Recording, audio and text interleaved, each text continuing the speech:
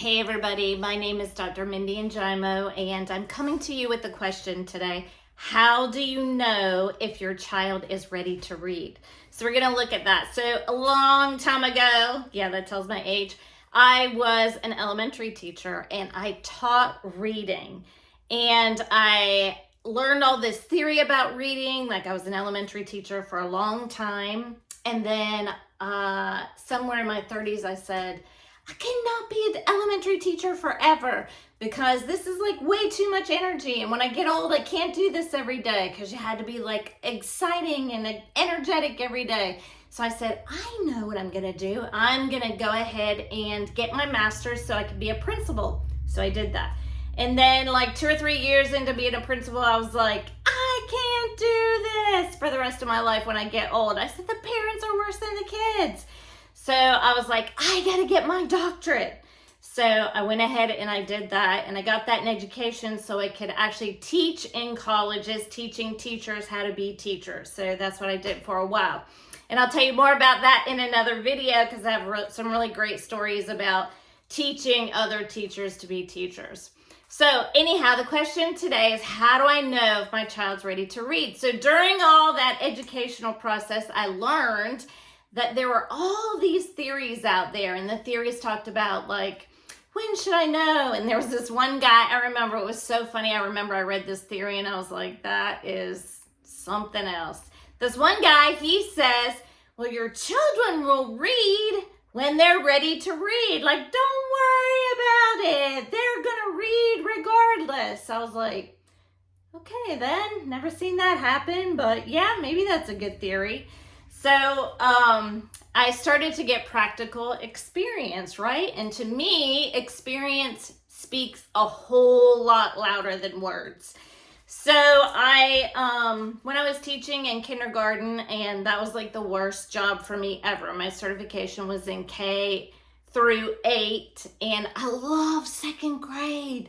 But when I first started out, I taught kindergarten. And that was actually where I learned how to teach children how to read. And so the way I read when I was growing up is they put us in these little reading circles, and they got out these books, and they were called the Dick and Jane books.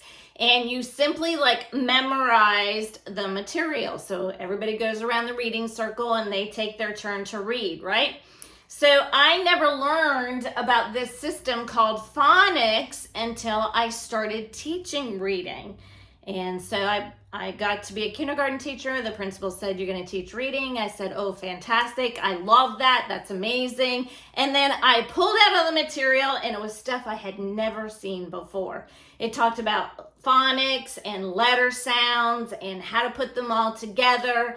And it was awesome. And I was like, oh my gosh, I wish I had learned to read this way because it's so exciting and fabulous. And I want to tell you now, even nowadays, there's been some brain scans done. And what the brain scans are telling us is when a child first starts to get ready to read, all they see is pictures. So they're looking at all these letters, and they're just imagining them as pictures in their mind. And so when you look at a letter, then we're communicating to them the name of the letter, the sound of the letter, and then we're asking them to decode these letters and sounds and to build them into words, right? Well, that whole process they came to know is they started doing MRIs on young children. And you know, your brain is kind of this oval.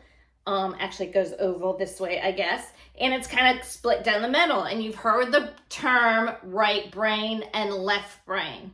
Well, the right brain is where you picture all those pictures, and you're picturing the sounds. But then your left brain is actually where reading and language is. So what they saw is when a child simply sounded out the word, it stayed, when a child looked at a word like a sight and they saw a picture like a cat, they saw a picture of a cat, they said cat. But they didn't sound it out like at. They didn't sound it out, they just saw the picture. That stayed in their right brain. So the right brain simply held the memorization of the word. Like see the picture, say the word simply by memorization. But what phonics does is it makes you put all the sounds together. So when I say k, at, I'm putting those sounds together to kind of build a word. So that building actually transfers to the other side of my brain.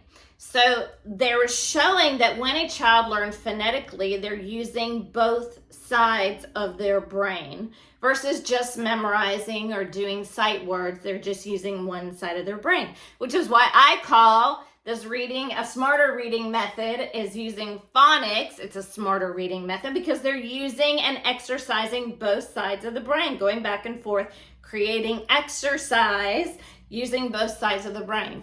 So, better, stronger method is using the phonics reading method. So, you're getting ready to teach your child to read. How do you know then they're ready? Well, the first thing that children do, usually when they're 2 or 3 years old, in the reading range, the age, like a child, I've actually seen children read at 3 years old. And then I've seen some children not read until they're like 7 years old.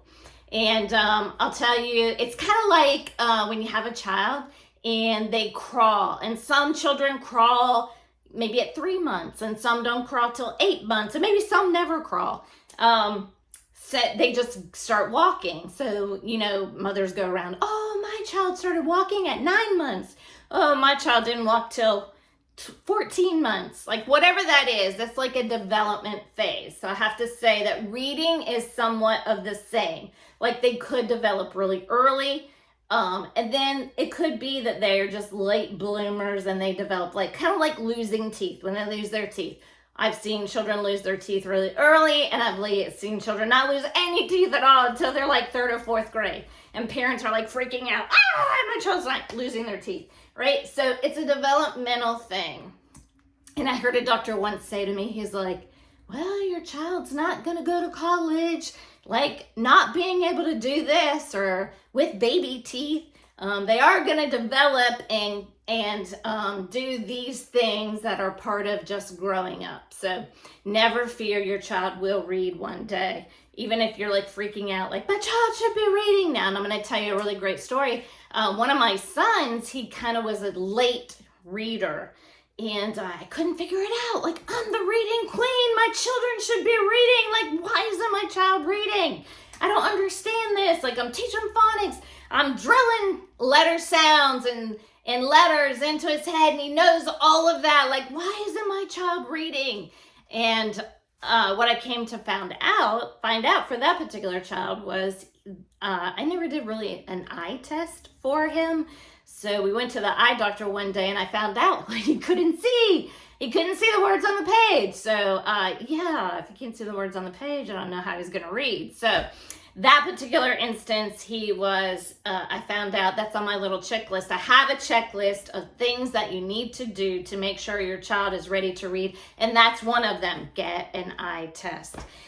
So anyhow, back to when is my child going to be ready to read? So in a simple nutshell, here's some of the things they should be able to do. When they're 2, 3, they start saying the alphabet. A, B, C, D, E, F, G. Wonderful. Make sure they start with the alphabet. Then after that, what they need to do is they need to recognize their letters. So we have a capital A, we have a small letter A, lowercase a. And so always get the flashcards. I think flashcards are phenomenal. What's this letter? You can do that like 1 minute a day, very short attention span. So don't go any more than 1 minute a day when they're so little. Just 1 minute here, 1 minute there makes a huge difference. The key is consistency. And then after oh my gosh, my child knows all the capital letters, they know all their lowercase letters, then you jump into letter sounds. Okay, what does this letter say? The letter is T. T says t, t, t. So then you go through the whole alphabet talking about all the letter sounds. So now your child can say the ABCs. They know all their letters by sight. They can recognize every letter of the alphabet, and they know their letter sounds. So then when they are ready, they have all of that down, then they're ready to read. basically. And when they are at that ready stage, within 3 days, and the science actually says, believe this or not, within 18 hours, your child can read. I was like, what? 18 hours? But I thought about it and I was like, that's so true. Because when a child is ready to read, like, boom, all you have to do is like start putting the sounds together and then just go in a logical progression and they can read. So awesome. I hope you got something out of this video. Please like, subscribe to my channel, and I'll look forward to seeing you in the next video.